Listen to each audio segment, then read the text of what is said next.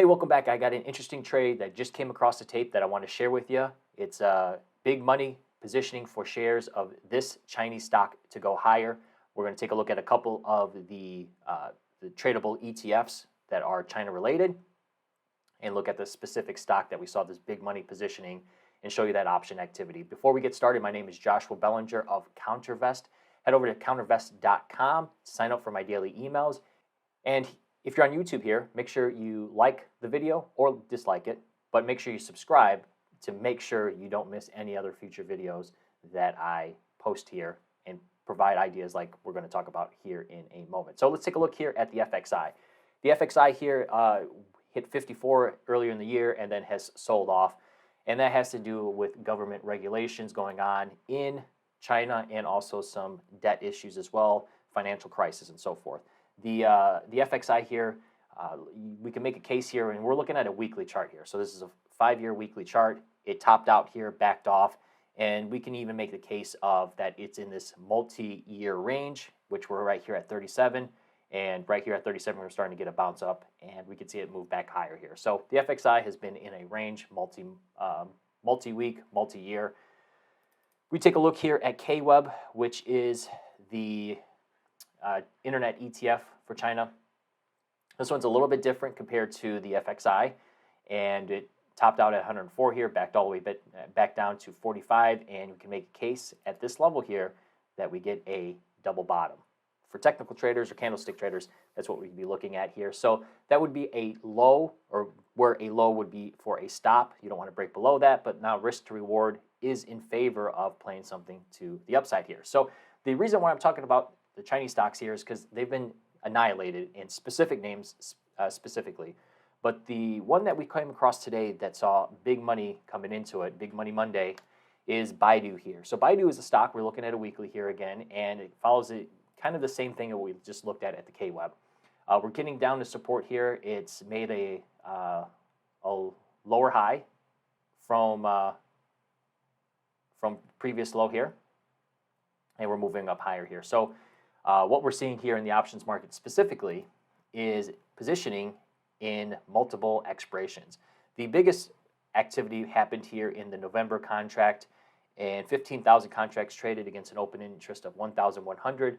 90% of those traded on the offer. What that means is they were buyers. So we'll see what open interest has tomorrow, but here we're seeing buying happen in the morning and all day in this position here in this 195 expiration. So when we take a look here at 200, 200 is the top level of here of these bands, Bollinger Bands here, which we could quickly see that. We look at the expected move back in November here for 32 days. It's $20, so $20, so we'll get a move of about 190. So we could easily see a move up into that level. The second biggest actively traded, well, the second most actively traded position happened in the October 29 expiration here. So that would be one with 11 days, and that one traded with 13,000 contracts against an open interest of 430. And you can see here they're coming a little bit closer, but at the 180 strike, 70% of those traded on the offer.